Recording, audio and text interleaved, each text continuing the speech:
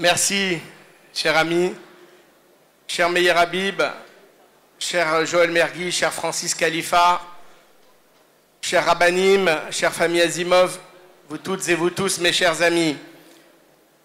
Vous venez de le dire, c'est une tradition familiale que d'être proche du mouvement Lubavitch. C'est vrai que j'ai reçu de mon père, que Dieu lui donne une longue vie, cet amour pour le mouvement Lubavitch, cette affection pour la famille Asimov et ce respect pour le rabbi de Lubavitch.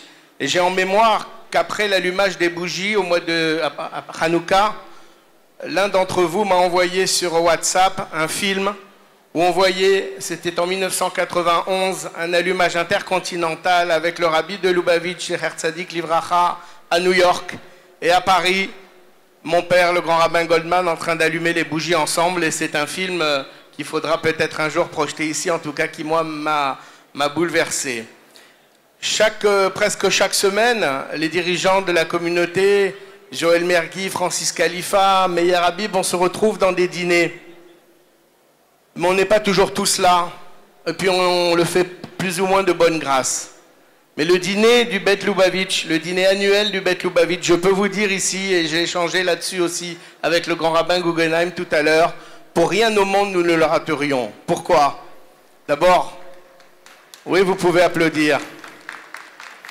D'abord, parce que il y a cet accueil, ce cadre, cette musique, mais pas seulement.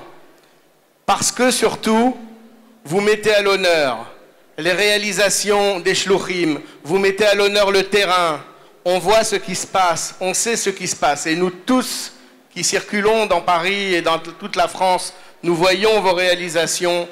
Il suffit de se promener dans Paris ou dans la région parisienne chaque vendredi après-midi pour voir vos jeunes qui rentrent dans les boutiques, qui vont au-devant des personnes et qui vont ainsi porter la parole du judaïsme de façon souriante, de façon avenante. Et dans les temps troublés que nous traversons, eh bien nous avons tous ce message que nous a légué le rabbi de Lubavitch, d'espoir, d'optimisme, de construire son avenir soi-même et de bâtir. Je voulais terminer cette prise de parole, j'ai promis d'être bref et je tiens mes promesses en général en disant deux choses. Tout d'abord, j'ai une pensée pour quelqu'un qui nous a quittés depuis le dernier dîner, qui était très proche du mouvement Lubavitch. Je veux parler d'Elie Wiesel. Et Elie Wiesel disait, quand on a croisé une fois dans sa vie le visage du rabbi de Lubavitch, on ne l'oublie jamais. Et une autre chose que je voulais vous dire, il n'y a pas de hasard. En préparant cette soirée, en réfléchissant, j'ai retrouvé un article et on disait que la dernière interview que le rabbi de Lubavitch a donnée, un journaliste du New York Post lui a demandé quoi de neuf à propos du Messie, certainement de façon un peu ironique. Et le rabbi de Lubavitch a répondu, il est en chemin. Pas seulement qu'il est en chemin, il s'apprête à venir, il va venir. Et cette interview, c'était à la veille de l'accident de santé du rabbi de Lubavitch. C'était, excusez-moi, c'était pas en Hadar, ou c'était peut-être en Hadar, mais c'était le 1er mars 1992 ou 91 et nous sommes 92 et nous sommes le 1er mars. Voilà ce clin d'œil du hasard et je voulais rappeler ce souvenir.